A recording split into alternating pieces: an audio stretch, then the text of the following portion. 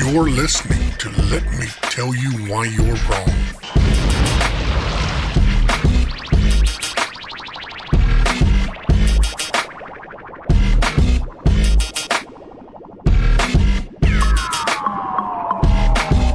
Welcome to episode 156 of the Let Me Tell You Why You're Wrong podcast. I'm Dave Roberts. With me, as always, is my podcast partner in crime, writer, journalist, TV personality, Jessica Szilagyi.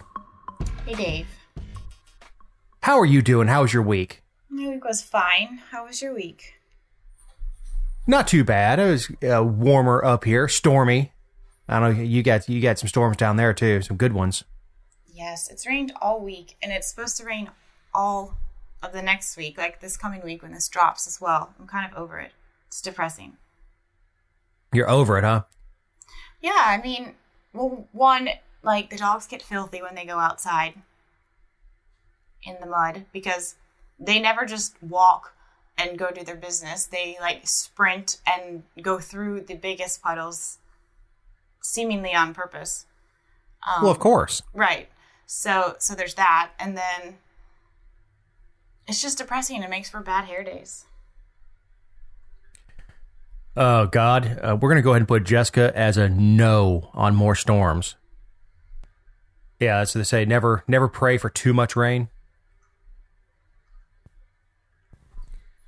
It kind of hurts me up here because of course, the mild weather doesn't help business, but the rain with doing new equipment, especially change outs in somebody's house, it just makes it more difficult as you're walking in and out of somebody's house. You're trying to make sure you don't track any mud and all that stuff. Of course, we use shoe bees and take shoes off and all that. Just when everything's muddy, plus trying to drag equipment around the side of a house with hand trucks and stuff with soft grass, it kind of leaves indents in the grass. It turns everything into a mess. But as interesting as it is to bitch about the weather on a podcast, we have Gina Carano was fired from the Mandalorian after a social media post. She was Cara Dune on Star Wars, the Star Wars series, The Mandalorian. She was also in Deadpool. Did you see what she said? Yeah, read it. You get the woman's voice. Okay, so she said, Jews were beaten in the streets, not by Nazi soldiers, but by their neighbors, even by children. Because history is edited, most people today don't realize that to get to the point where Nazi soldiers could easily round up thousands of Jews, the government first made their own neighbors hate them simply for being Jews. How is that any different from hating someone for their political views? And I believe she tweeted that. And then the world imploded, or the social media world at least. I mean, straight imploded. Well, she certainly invoked Godwin's law. And I wouldn't jump straight to 1936 Germany as a comparison to social media shutting down conservative voices. But it's certainly not worth firing her over. Right. And I think it's a bad example. But at the same time, I don't want to be dismissive of people's views that they notice, that they do feel. I mean, people feel like they're being divided based on what they believe. And it's certainly, like, again, it's not what we saw in 1940s Germany, but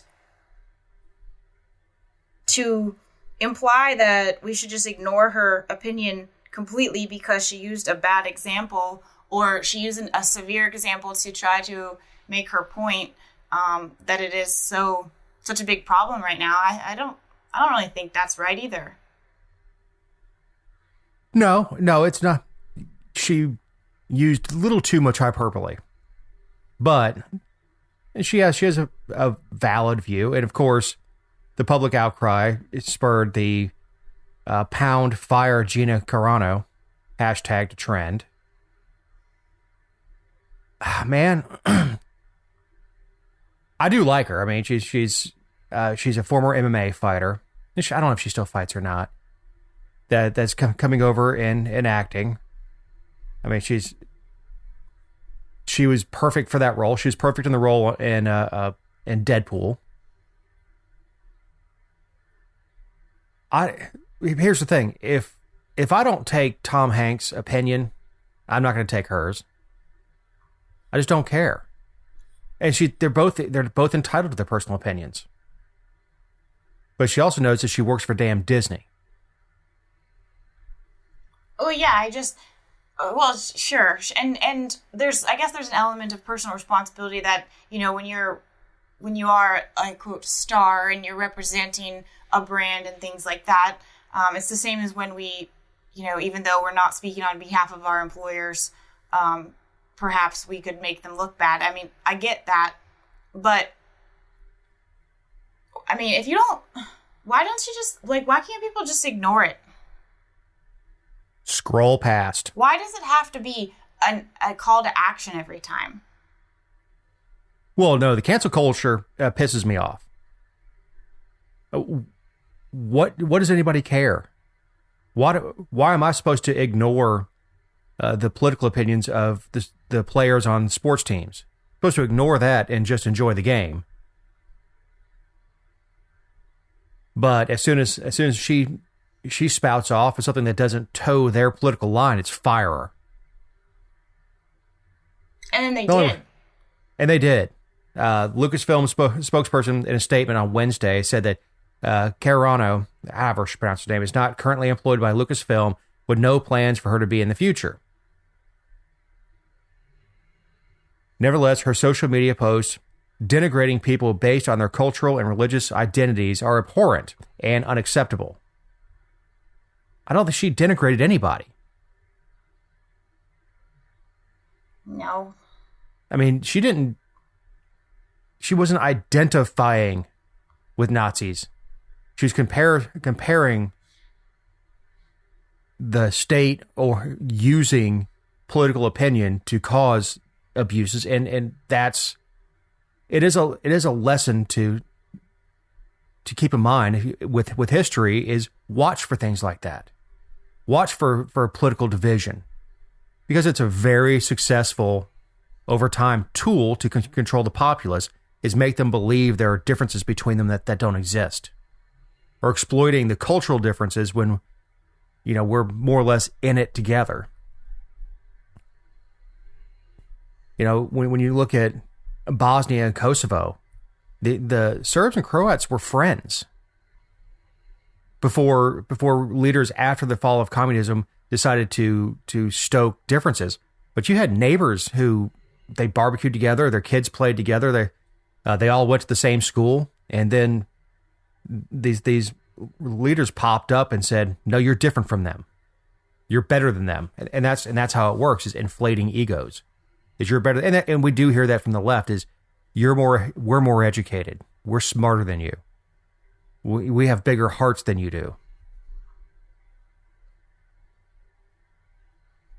I just think it's disappointing. I mean, I'm not like a massive Star Wars fan. No? I've seen them all, but I mean, it's not like I just like live and breathe and post on like May the 4th be with you on Facebook every May. I mean, I'm not like that kind of fan, but it doesn't really matter what they're in or who their audience is, or I'm just tired of this. It's just exhausting. I mean, it was one of those things where at lunch I saw the AP article, and when, you know, I was preparing for the podcast later that evening, I saw update, she's been fired, and it's not productive. Like, if people put that much effort into things that actually mattered, the world might actually be a better place. But all you're doing is, like, swapping out characters on fake shows. That's congratulations. You have been part of a revolution. And I don't know if they're planning on her to come back anyway. So it may not be that she was fired, but they put that statement out, which could be both true and appeasing to the mob. Where it's going to hurt her is it's going to hurt her with future casting. Because she's made a concerted effort to become an actress. Mm-hmm. And, but she obviously hasn't reached the level of stardom that allows her to have an opinion. Conversely, if Ryan Reynolds came out and said something like this, be like, oh, well, he's Ryan Reynolds, so whatever. Like, you're not going to not cast Reynolds in your next movie because he's talented and apparently good looking. And those are the two things that you need to be an actor, is be able to read your lines and look good doing it. Right. Well, I have half those. I look good doing it. I just can't read worth a damn, apparently.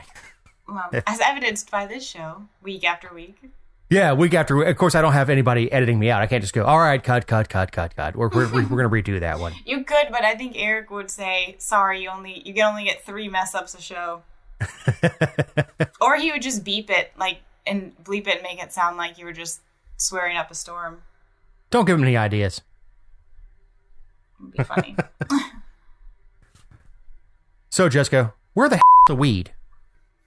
Well, so this has been going on this has been a conversation. I'm not really sure, other than when they tried to make some changes to the hemp law last year, that we've really talked about this. But it's been 2 years since the legislature approved in-state cultivation for growing weed to produce low THC oil for the select few of people who are allowed to take it based on the legislature's infinite wisdom. And they were supposed to, according to the legislation, it was already supposed to be underway. I believe they were supposed to start having their little laboratories as of January 1, 2020.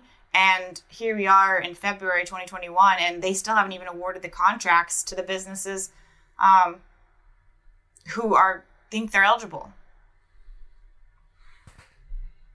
Right, and it's supposed to be done by January 2020. So you can't even use 2020 being an excuse.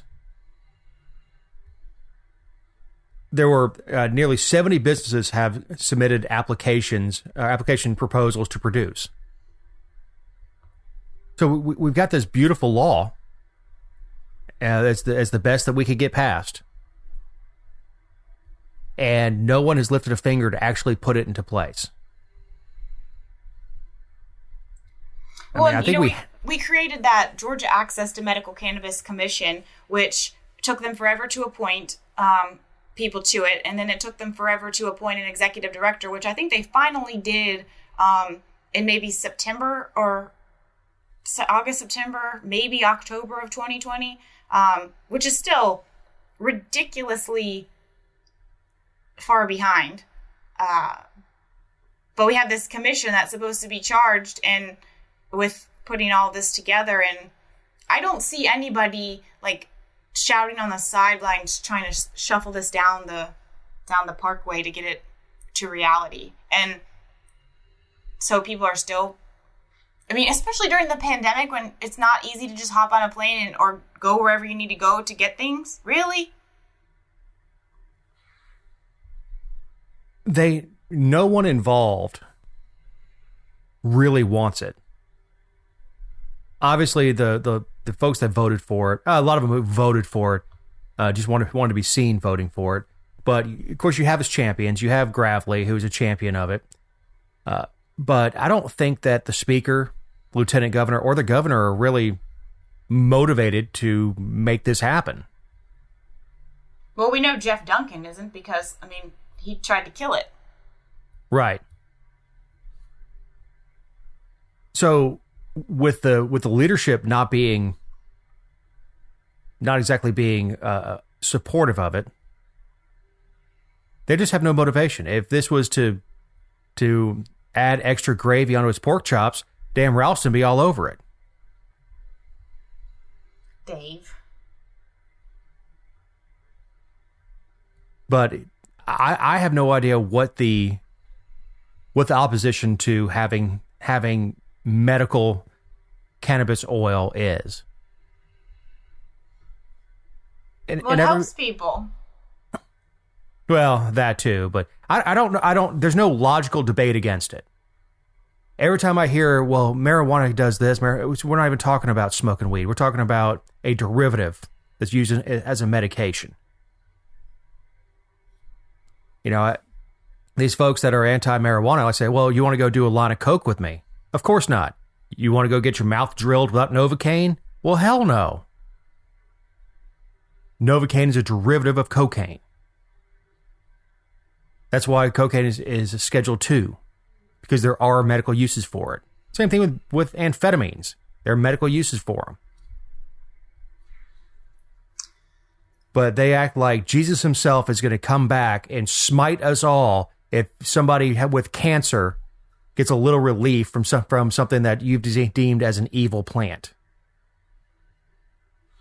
Well, you know, and in the meantime, like what's even more ironic is I think last year, I think they did.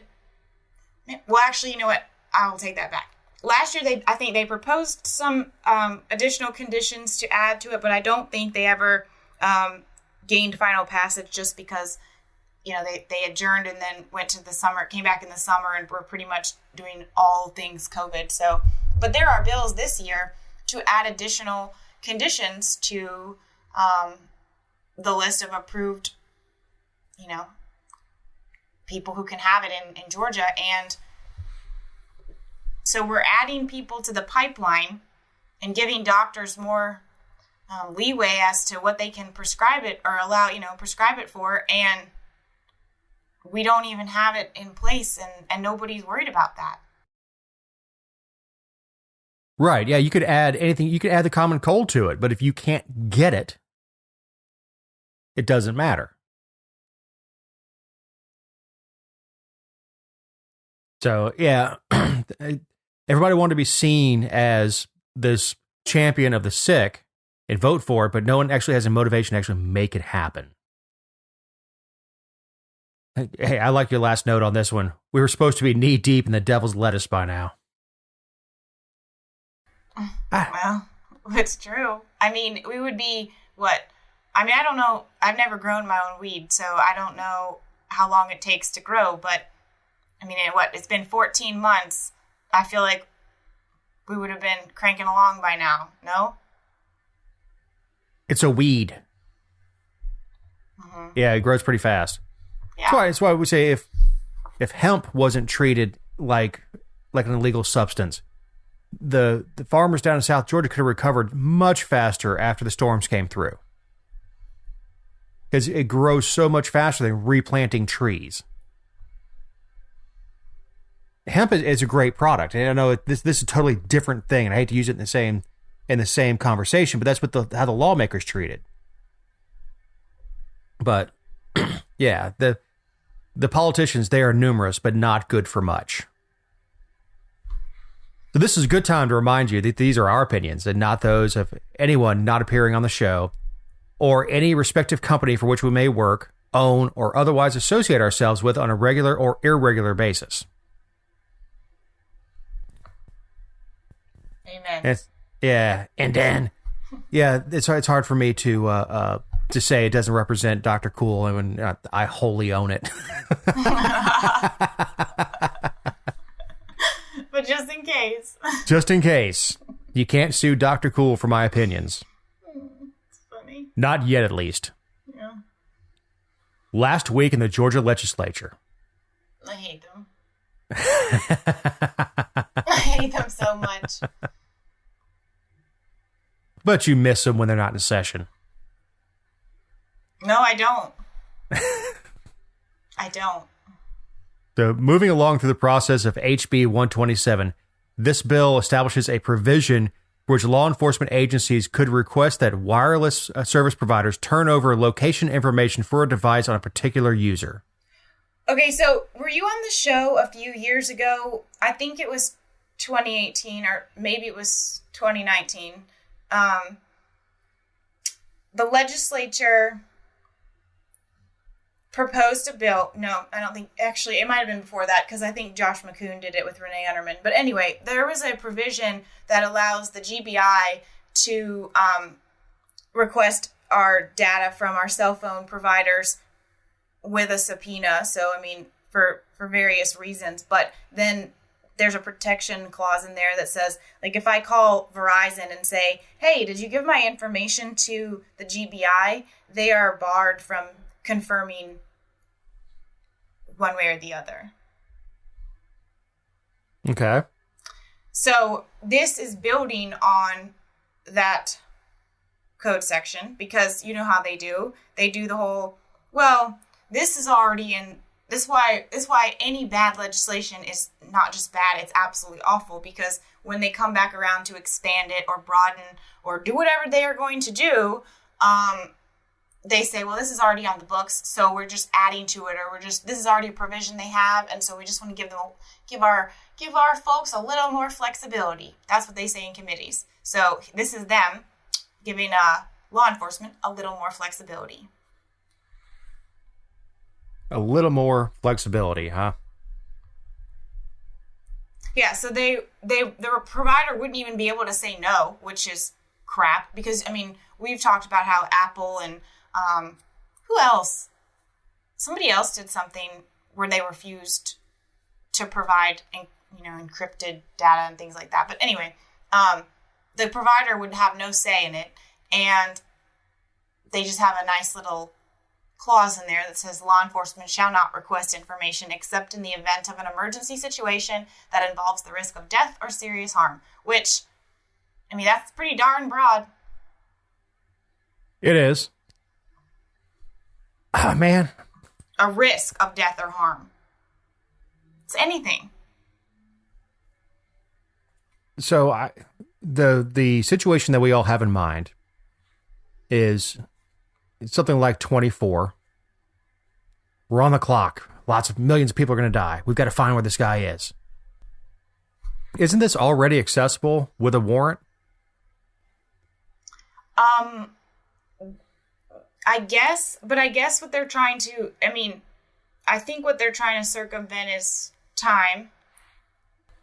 Yeah. The only thing I can imagine is kid's been kidnapped or something like that. When we get an Amber Alert, is be able to pull the phone number up of almost always the parent that took off with the kid, the parent who's not supposed to have the kid taking off with him. Or something like the Tsarnaev brothers, however you pronounce their name, in Boston, the marathon bombers. But the time is there to protect us. So, to protect the individual.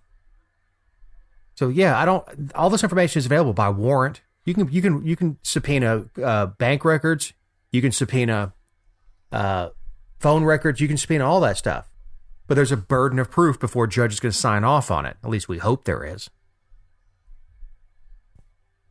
A burden of proof? Yeah, I know.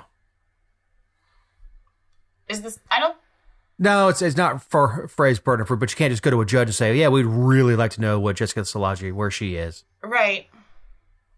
And I feel like, first of all, like, if you're talking about, a missing child or something, well, the parents are the ones, like, that they could consent to all of that, So I'm trying to figure out when not having this would actually be a concern. Yeah, here's the thing. If you have enough probable cause to say the child is probably with this person and missing, that should be enough to get a warrant. It's not like you have to drive 30 miles out of the country to the judge's home, wake him up at 3 o'clock in the morning. All this stuff is electronic now. Are you sure about that? For the most part. You can get warrants over electronically now. Depends on the municipality, I'm sure. But yeah, it is extremely broad. Just it must be an emergency with possible situation of risk or serious harm. Yeah, risk of death or serious harm. Well, we're all at risk for death every day. So I don't know. as I mentioned, anybody who opposes it will be labeled anti-law enforcement. I'm sure the Sheriff's Association will be all over it as we love it. Boo. Boo. So we have HB 326 by Martin Mumtahan to prohibit use of voting machines in Georgia if the voting machines use a wireless device or wireless technology. This is co-sponsored by several people, including Joseph Gullett. Martin and Joseph are both in my area. Okay, but I thought that the machines that we have don't have internet. I thought so too. So, I mean, are we grandstanding or are we being told something incorrect? Which is it? Possibly both. Here's the problem. No one has any interest in actually addressing what happened in 2020. Because they don't want to talk about it. Right. There's no one that is jumping out to say, we need to do away with, or we need to have accountability on the memory cards on these counting machines. Not just accountability, public accountability. But to be clear, the things that you're talking about happen every election. We just never talk about them because people weren't as invested in the election as they were. They aren't normally as invested as they were in 2020.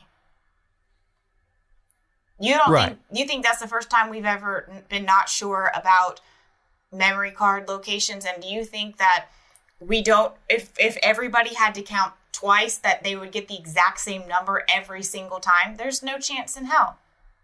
You should. You change those votes for $100 bills, I guarantee they know exactly how much they have. Yeah, but even when you're counting money, have you ever been counting and then all of a sudden, like, even though you're paying attention, you forget? And then you stop and start over. Right. But because money's important to you. Right. Because the difference between 2,000 and 2,100 is enough for you to pay attention. And while I think that this bill that we're talking about here is actually rooted in election security, and I'm sure that there's some validity to it, my issue is that it says voting systems or devices used in primaries, elections, or runoffs in the state shall not utilize any form of wireless network cards or wireless technology. Well, it says if a system is, let me go on. If any system or device is equipped with such cards or technology, such cards or technology shall be removed from the system or device or fully disabled before using such system or device in voting.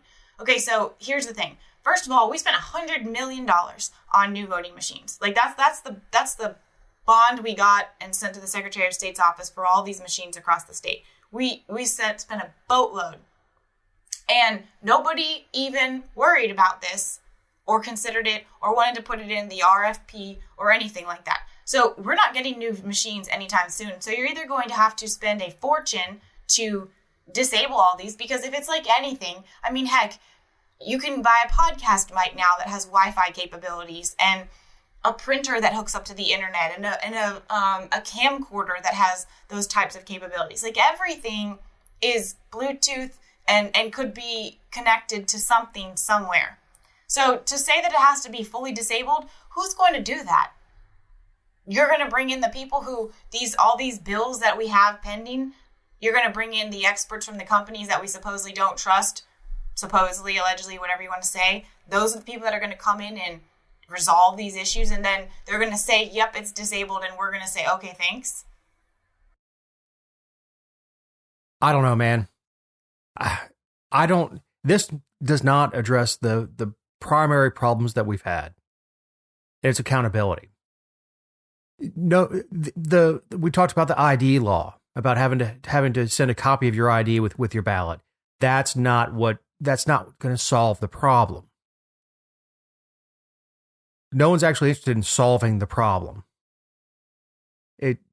What we had was not a bunch of people jumping the border and running up here getting driver's licenses and going to vote. That's not what happened.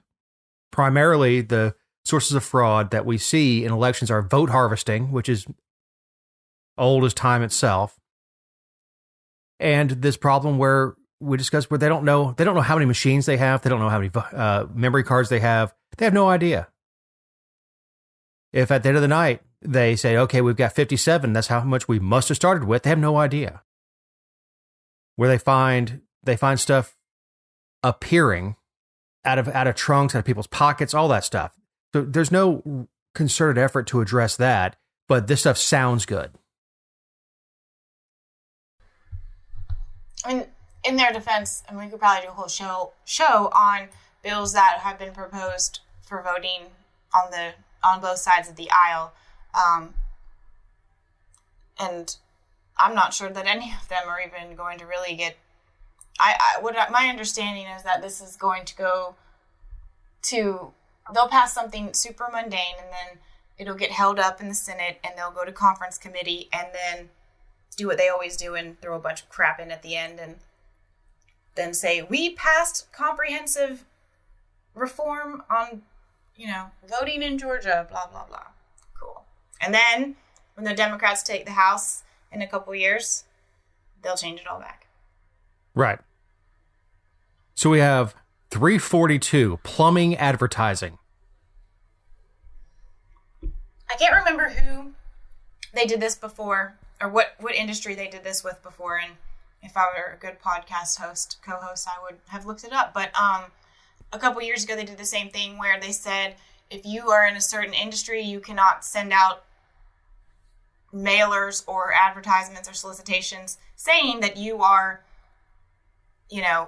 a specific industry term. So for the plumbing advertising, you can't say you're a master plumber unless you actually are, in fact, a master plumber certified by a specific organization. It's so stupid. I mean, it's so stupid. At some point, just let the consumers get screwed. I mean, it's going to happen no matter what. Right. And look, people who are not certified plumbers, people who don't have a license, don't advertise like you think of traditional advertising.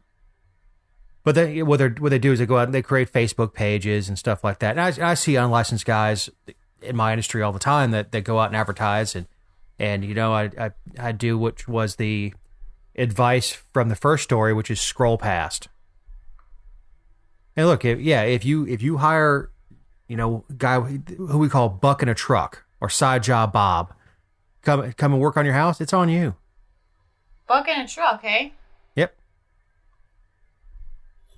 Old Side Job Bob. But when you hire unlicensed people, that's what, you caveat emptor. Yeah, that's on you. But why can't it just be on you? Like, why do... I think that's okay. If you want to do that, and... Yeah, well, it's your house. And look, if they are falsely advertising that they're master plumbers or something like that, there are resolutions to that don't involve criminal code. You can sue somebody for that. So I don't know, man. I don't know what problems this fixes. I don't know why it's specifically plumbers. Maybe this is the one licensed trade that didn't have this provision in. I have no idea. Well, no, there's lots of trades that don't, but it doesn't happen until somebody's lobbyist arm comes in and says, "Hey, we've got a lot of people saying they're, a Dr. Cool HVAC tech." And they're not. Do something about it.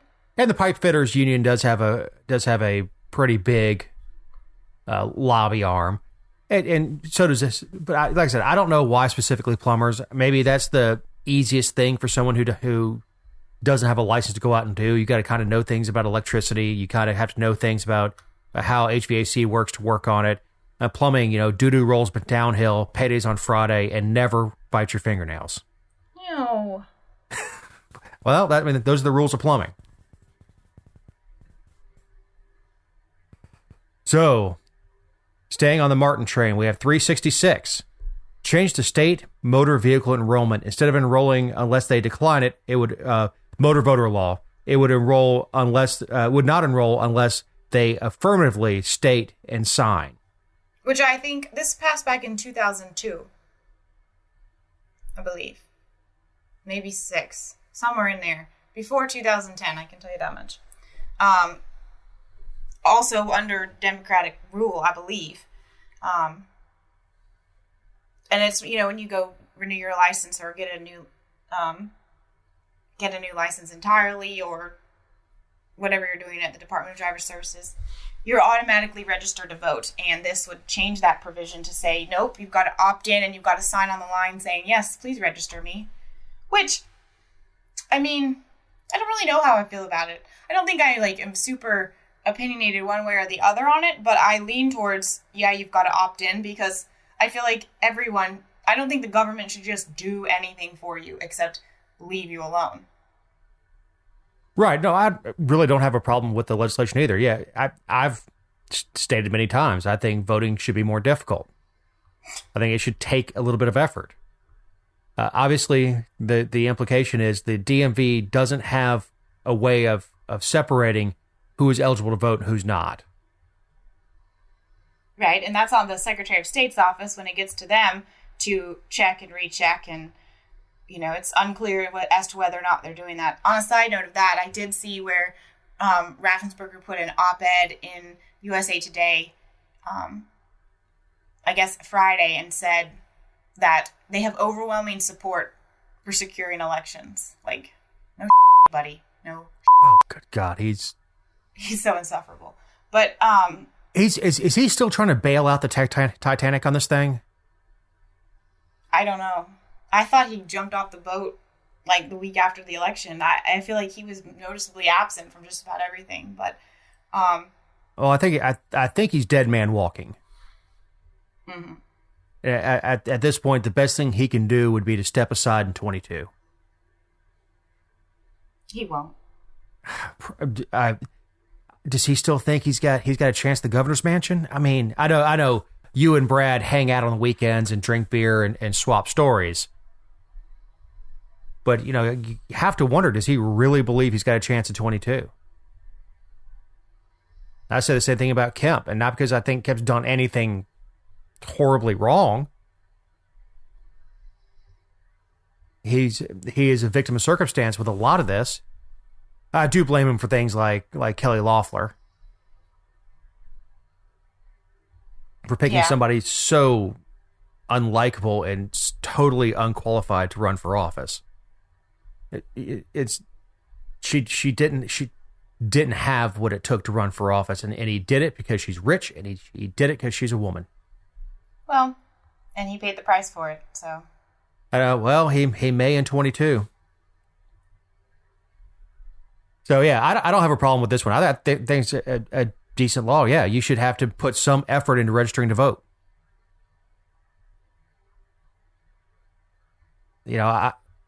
Also, it would make it more of a crime if you're ineligible to vote and you sign there. Now you've committed a crime.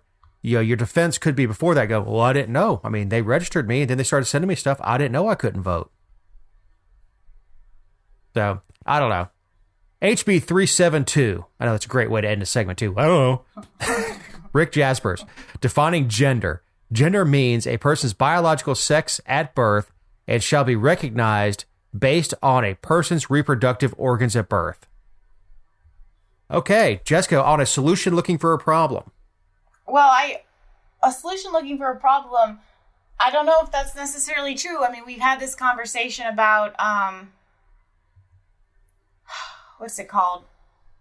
I guess a lacking infrastructure at the state level. I mean, when we were talking about Philip Singleton's bill with transgender athletes and everything, his biggest issue is that gender is not defined in state law. And so how do you have a transgender when you can't even have a gender?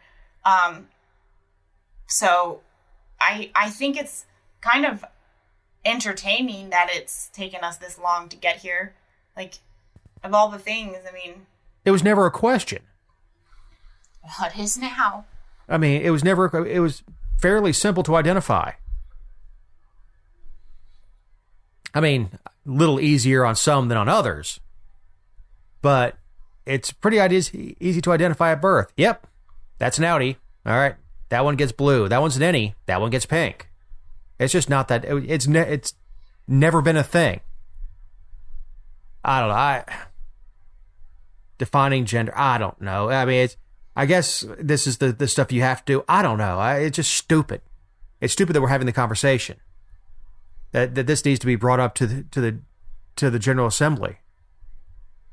That it actually has to be written down that what we heard from Kindergarten Cop 30 years ago.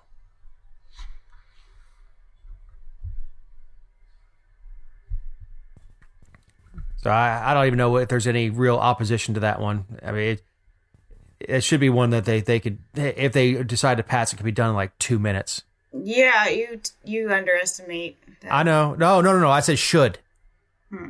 I said should. Yeah, true. No, if it gets widespread support, it'll be a vehicle bill. A weenie mobile. Ugh. God. No one thinks I'm funnier than I do. HB 387, David Clark, prohibit family members of GGA members from lobbying spouse, father, mother, grandfather, grandmother, brother, sister, child, grandchild, uncle, aunt, niece, nephew, father-in-law, mother-in-law, sister-in-law, brother-in-law, son-in-law, or daughter-in-law. David Ralston's son is a lobbyist. That's where this is coming from. Right. And he he has been for several years. Yeah, but that's... First of all, that's pretty in-depth right there. When you start talking about nephews, nieces, grandchildren... Well, the in-law part is problematic for this, from the perspective for possibly himself, because, you know, his father-in-law is Brandon Beach in the Senate. So if Brandon leaves first and wants to go lobby, you know, David could be boxing him out. And if vice versa, like, you'd be surprised how many principled lawmakers supposedly end up doing lobbying things, or they start off doing advocacy and all of a sudden it's lobbying. So I think it's funny that he was so broad, because it could very much impact him given his father-in-law's position. Well, he also sponsored, it's either 386 or 388. It's or 376 or or whatever it is. The accompanying law would prohibit former lawmakers for becoming a lobbyist for 5 years instead of 1 year. So that may be his answer to his father-in-law leaving, would be he can't anyway for 5 years. It is extremely broad to go with in-laws and all that stuff. And I think it's overly reliant on the idea of family.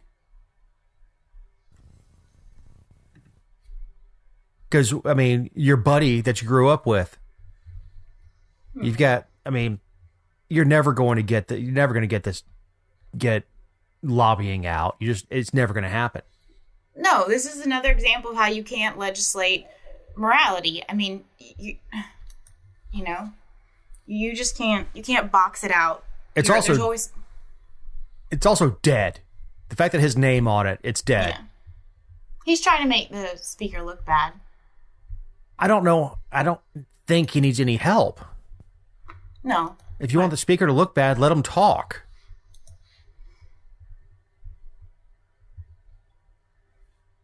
So I know he's trying to take digs at Ralston. I know that there's bad blood there. So I don't know. He's definitely going after Ralston on this, and Ralston just doesn't care. But the fact that his name's on it, it's dead. It'll never see the floor. Well, first offense DUI and interlock devices. Micah Bradley. Well, Micah's not the sole sponsor, but Bill Hitchens, you know, former colonel of the Georgia State Patrol, Bill Hitchens, he's the main sponsor, and then Micah, Rick Williams, Stephen Sands, and Eddie Lumsden. And so this is HB 439. And what it would do is require an interlock ignition device in vehicles for drivers who are convicted from their first offense of a DUI. So right now, interlocks are required on conviction of the second. And of course, the judge still has discretion to do something else. But I mean, it's right now, it's the second conviction. And also, you could get one prior to a case being adjudicated if you forgo your ALS hearing, which is an administrative proceeding before you go to court, and has to do with your license suspension. So those are the only circumstances right now where you can do it, or you are required to have one. The interlock is the thing you blow into to try to get your car to start. If it senses any alcohol or presence of alcohol, it won't start. And they're expensive. They're expensive to put in. There's a cost to take them out. You are responsible for maintenance, and then every month you have to pay a fee, $60 to $80 a month. And you'll love this part.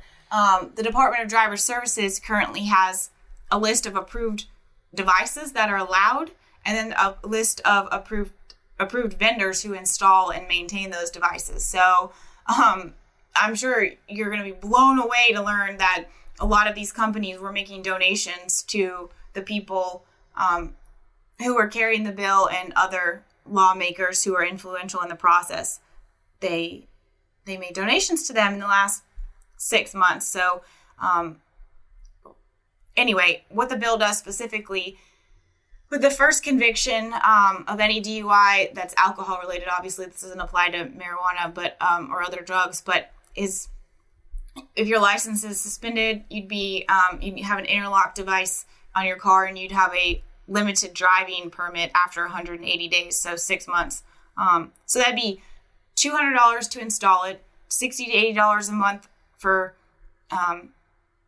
6 months at least, and then $250 to take it out, plus any cost you'd have to maintain the interlock device, plus the cost of probation, plus the fines that you're paying for being convicted of a DUI. Also, that a private company can benefit. And the fact that they're requiring this and making it is the same thing as what they do with the DUI schools, which I know some people in your area are big proponents of, given that they own them. But basically all we're doing with DUI law is streamlining the process to make businesses profitable while doing absolutely nothing to reduce the number of people who are actually drinking and driving on the road, and throwing the book at them when they are convicted.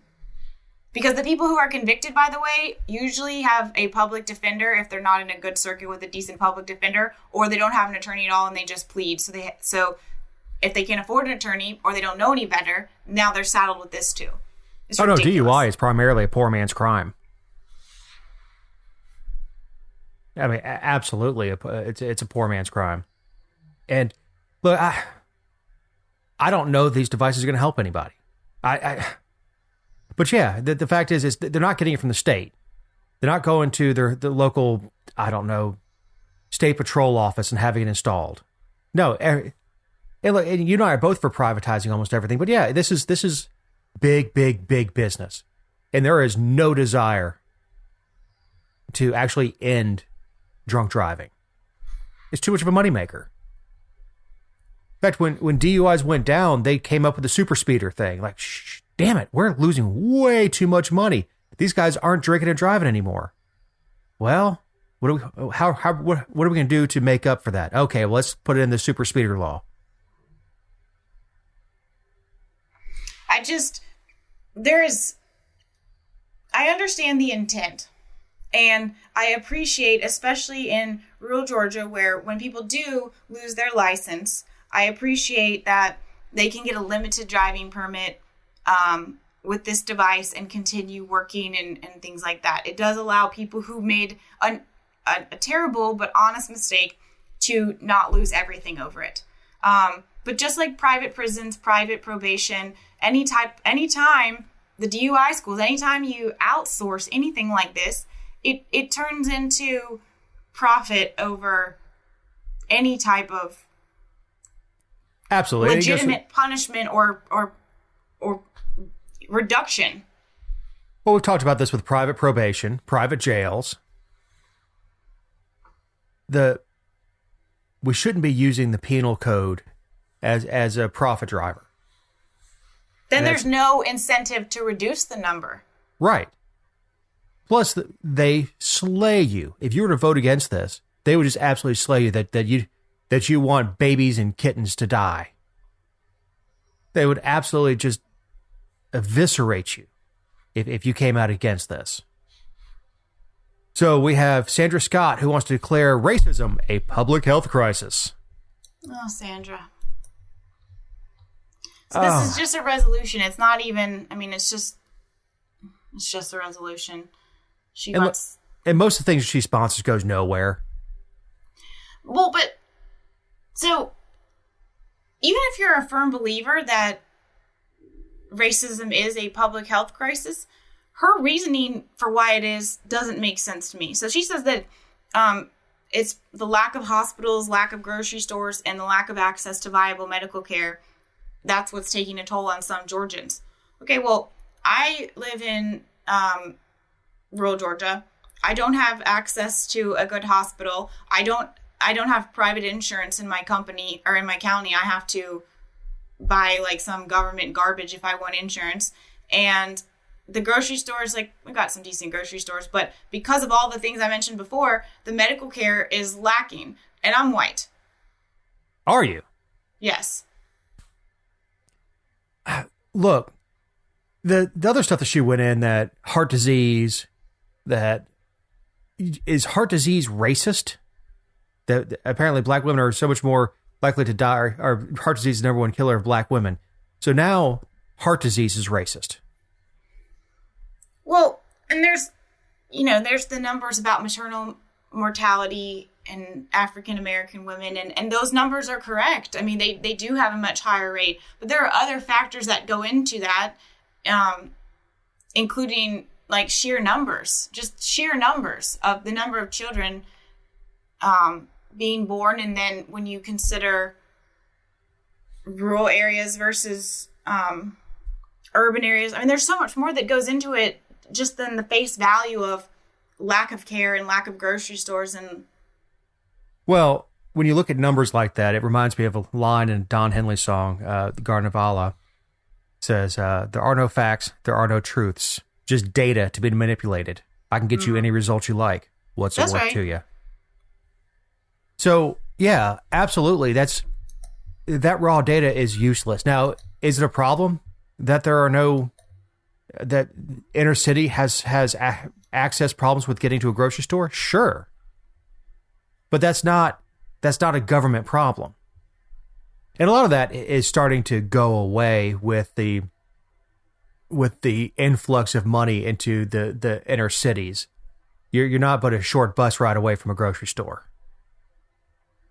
But this is not systemic racism that causes black women to be at a higher chance for heart disease. This is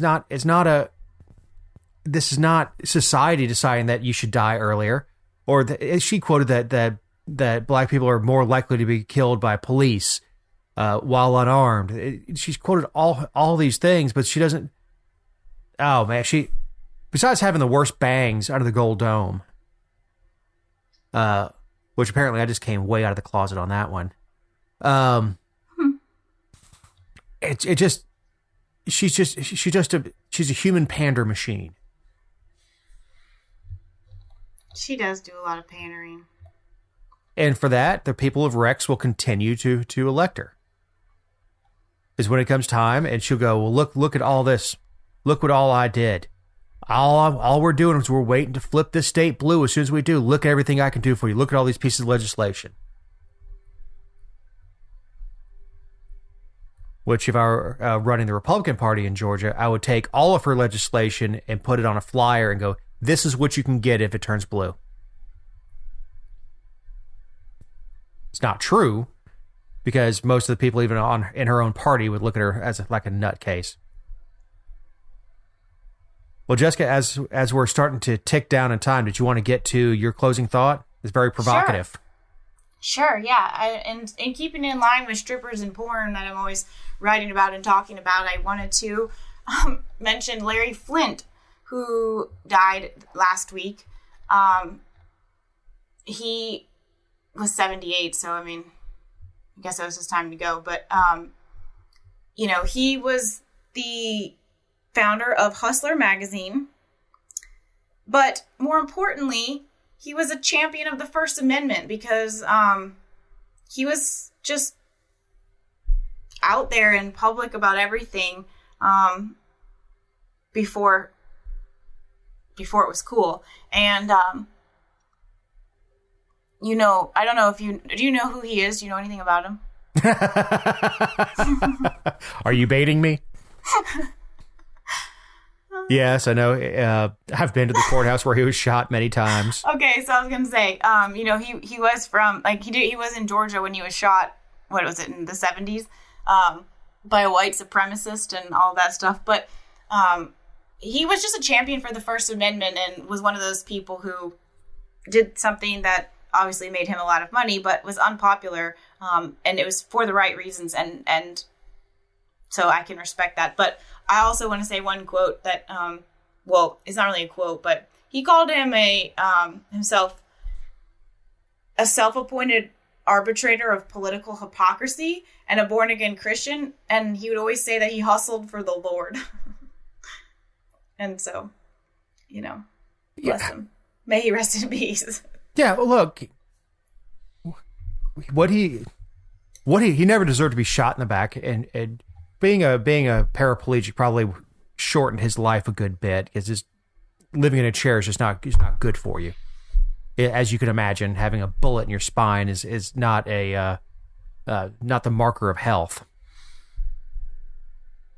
But yeah, you're right. He was a champion of the First Amendment, and you know, he really laid the groundwork for everything we have today, with good, bad, or indifferent, with internet porn, but that it's free expression. And of course, the stuff that he was publishing in the 70s and 80s would be considered kid books compared to what's out there now. Mm-hmm. If you like what you heard, please like us and share us on social media. If you didn't, share us with your friends and inflict us upon their ears. So for Jessica Szilagyi, for Eric Cumbie, our editor, I'm Dave Roberts. Have a great week.